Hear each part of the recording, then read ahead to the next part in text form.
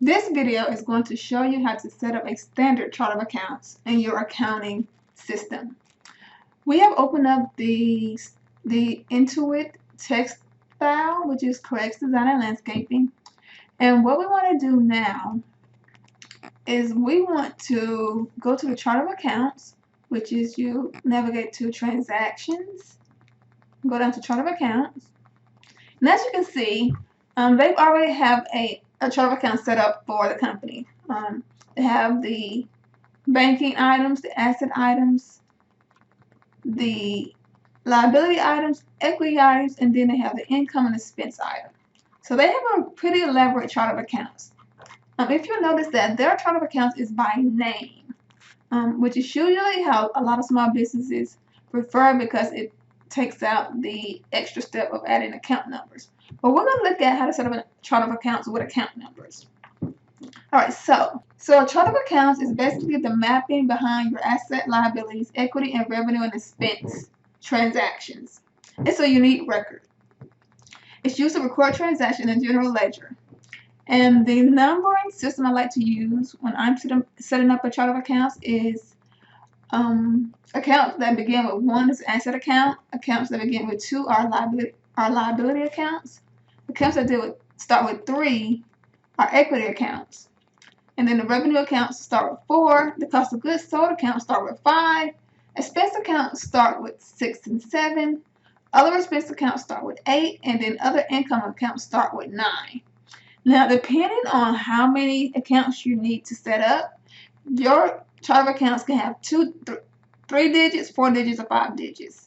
I wouldn't recommend 1 or 2 digits just because you run out of the numbering scheme pretty quickly doing it that way. So some general rules about debit and crediting accounts. The debits have to equal a credit for every transaction that you're making on your books. So expense accounts are debited and have debit balances, and revenue accounts are credited and have credit balances. And these are the things that go on your profit and loss statement or the income statement. Assets normally have debit balances. So to increase an asset, you debit the account, and to decrease an asset, you credit the account. And then liability accounts normally have credit balances. So to increase a liability, you credit the account, and to decrease a liability, you debit the account. Now you can do a chart of accounts from scratch, but why go through the hassle when the World Wide Web has hundreds, if not thousands, and millions of sample chart of accounts? So what I would recommend is Googling your business and chart of accounts. So we're going to look at setting up just a standard chart of accounts. So let's go to let's Google chart of accounts. And then let's scroll down and choose one to look at. Let's go to the standard chart of accounts at the strategic CFO.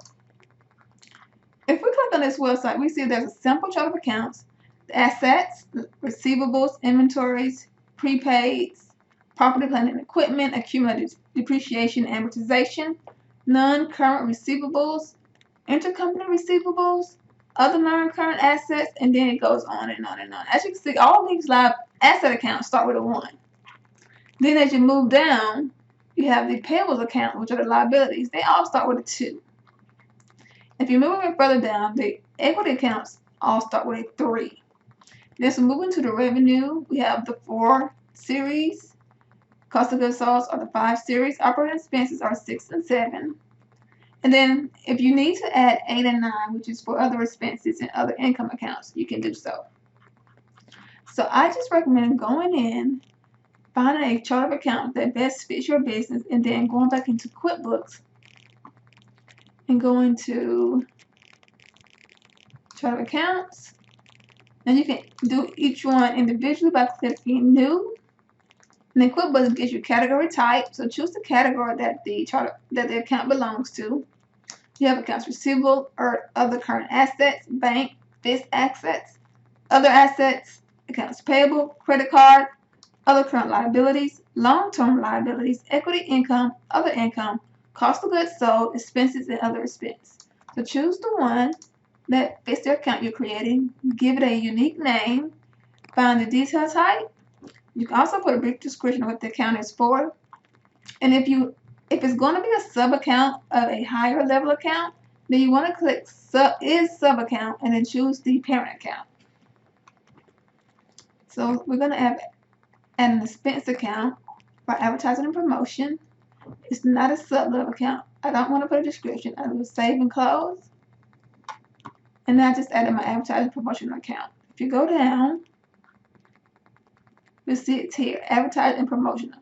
The company already had an advertising account, but just for training purposes, I wanted to show you how to add a new account.